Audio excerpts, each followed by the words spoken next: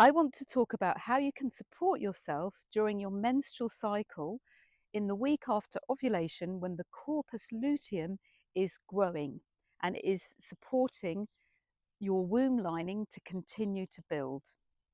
I've done a much longer video on the corpus luteum, but essentially it's the follicle that released the egg for ovulation, and it stays on the ovary for about a week while the lining of your womb can build. So we're building up our blood. The energy of that is the penetrating vessel, and we want to support ourselves to gather our blood and to nourish ourselves. So I want to share a nourishing practice to support this phase of your menstrual cycle. So closing your eyes and placing a hand over your womb and gathering. So crossing your hands and putting your fingers along your recti muscles. These are actually spleen nourishing points.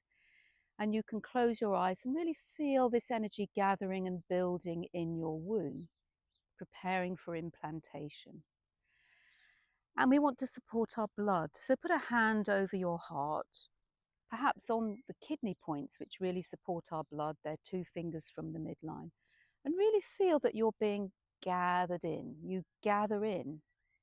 And you can put your arms around you next and gather your heart in, supporting your wings of your linking vessels, which support the penetrating vessel and the sea of blood and your heart. And just gather and hold and feel how you're creating a nest potentially for a fertilised egg. Well, you're doing that whether the egg's fertilised or not. So how does it feel in your body as this energy is building?